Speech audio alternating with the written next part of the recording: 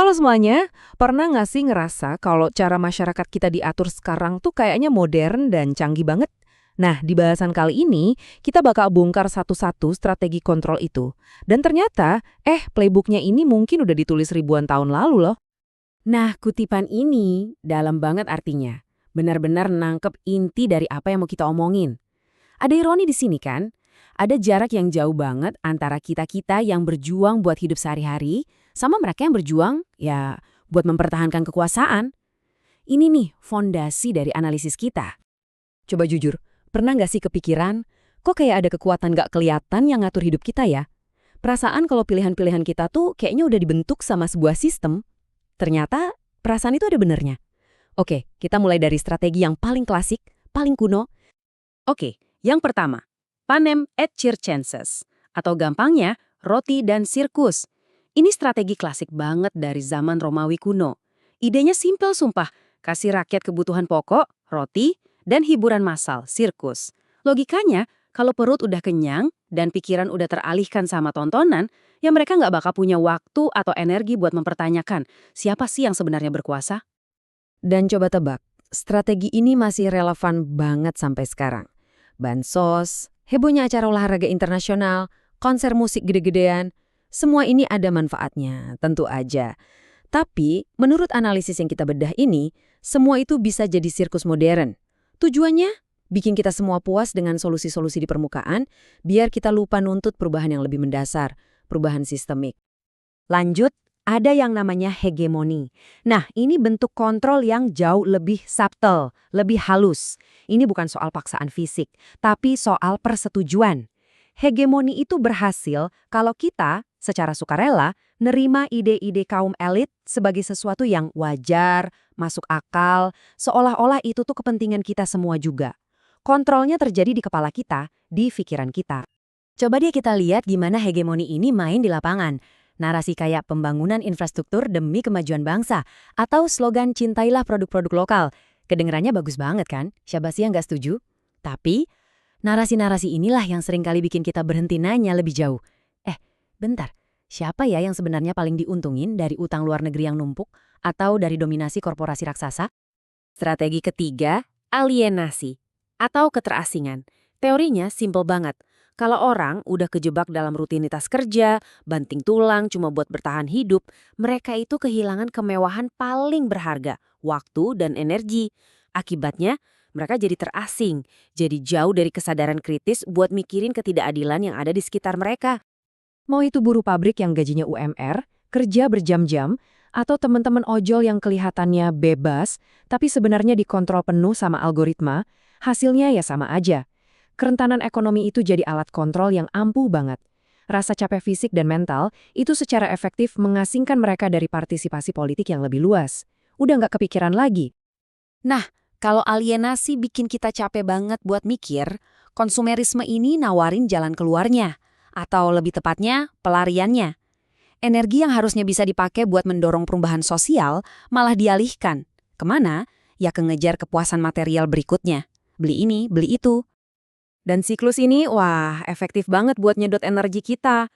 Dengan adanya pay later, cicilan 0%, flash sale, diskon gila-gilaan, kita tuh didorong terus buat cari duit, abis itu langsung dibelanjain.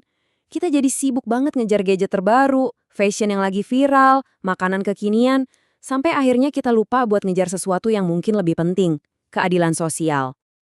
Dan tentu aja kita nggak bisa lupa sama taktik kuno yang satu ini, super efektif, divide et impera, pecah belah dan kuasai. Logikanya sederhana banget, masyarakat yang terpecah, yang saling benci, saling curiga, itu jauh lebih gampang dikendalikan daripada masyarakat yang solid dan bersatu. Nah, ini dia poin kuncinya. Sementara kita, rakyat biasa, diadu domba pakai isu agama, suku, pilihan politik, para elitnya gimana? Mereka santai aja di atas semua pertikaian itu. Mereka nggak peduli partainya apa, sebenarnya tetap satu suara dalam satu kepentingan, mempertahankan status quo. Oke, sekarang kita masuk ke bentuk kontrol yang lebih halus lagi, disiplin dan pengawasan. Idenya begini, kontrol itu nggak harus selalu kelihatan memaksa. Institusi kayak sekolah, birokrasi itu bisa menciptakan sebuah sistem di mana kita, secara sadar atau nggak sadar, mendisiplinkan diri kita sendiri. Kenapa? Karena kita ngerasa selalu diawasi. Dan ini nyambung banget sama kehidupan kita sehari-hari loh, mulai dari CCTV di tiap sudut jalan, pengumpulan big data, KTP elektronik, sampai kurikulum di sekolah. Menurut analisis ini, semua sistem itu dirancang buat satu tujuan utama, menciptakan warga negara yang patuh, yang gampang diatur, bukan warga negara yang berani berpikir kritis dan bertanya kenapa. Oke, konsep berikutnya ini emang agak jelimet, tapi dampaknya luar biasa kuat. Simulakra dan hyperreality. Intinya gini, kita sekarang hidup di dunia di mana gambar, citra, simbol yang kita lihat di media, di HP, di TV, itu rasanya lebih nyata daripada realitas yang sebenarnya. Persepsi kita dibentuk oleh ilusi yang disajikan, bukan lagi oleh kebenaran di lapangan. Contoh paling gampang, politik pencitraan. Pemimpin yang tampil sederhana di media sosial, makan di warteg, pakai sneakers, itu bisa jauh lebih dipercaya daripada data dan fakta kebijakannya yang mungkin bertolak belakang. Inilah yang disebut teater politik. Di sini, citra jadi lebih berkuasa daripada realitas. Dan kalau kamu bisa mengendalikan citra, kamu bisa mengendalikan persepsi publik. Oke, metode kontrol modern yang terakhir yang kita bahas, ketergantungan. Ini adalah cara jitu buat meredam suara-suara kritis, yaitu dengan bikin masyarakat bergantung secara ekonomi sama bantuan atau subsidi dari penguasa. Ketergantungan ini, entah itu ke bansos, listrik subsidi, minyak goreng murah, atau bahkan pinjol, itu menciptakan publik yang pasif. Orang jadi takut buat nantang tangan yang memberi mereka makan. Nah, setelah kita bahas semua strategi yang kelihatannya modern ini, sekarang muncul satu pertanyaan gede banget. Apa benar semua ini modern? Oke, barusan kita udah lihat seabrek teori sosiologi modern yang ngejelasin gimana masyarakat dikontrol. Tapi, gimana kalau semua playbook ini sama sekali bukan hal baru? Analisis yang kita bedah ini ngasih argumen yang jujur aja cukup mengejutkan, bahwa semua teori modern ini sebenarnya cuma pengulangan dari peringatan-peringatan yang udah tertulis ribuan tahun lalu di dalam kitab suci kuno. Dan ini dia jantung dari seluruh pembahasan kita. Coba lihat kesejajaran yang luar biasa ini. Teori Divide et Impera, ya modern, Al-Quran udah menggambarkannya saat Fir'aun menjadikan penduduknya terpecah belah. Teori hegemoni tertulis jelas waktu Fir'aun mempengaruhi kaumnya, lalu mereka patuh kepadanya. Bahkan panem et circenses, yang bikin orang jadi kayak binatang ternak, dan simulakra, pencitraan palsu yang tubuh-tubuh mereka mengagumkanmu, itu semua udah digambarkan dalam arketipe kekuasaan yang sama. Polanya ternyata ababi, nggak berubah. Jadi, poin utamanya bukan lagi soal satu-satu strategi. Poinnya adalah ini semua sebuah sistem yang saling mengunci.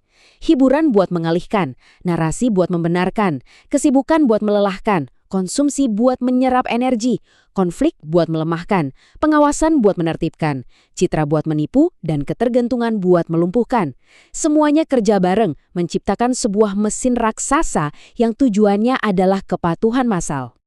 Kita tutup dengan pemikiran yang provokatif ini. Kalau pola penindasan ini ternyata begitu kuno, begitu terstruktur, dan terus berulang, maka menurut analisis ini kitab suci bisa kita lihat bukan cuma sebagai teks spiritual, tapi juga sebagai sebuah manual untuk membongkar penindasan. Kenapa? Karena langkah pertama untuk bisa membongkar sebuah mesin adalah dengan memahami cara kerjanya sampai ke detail terkecil.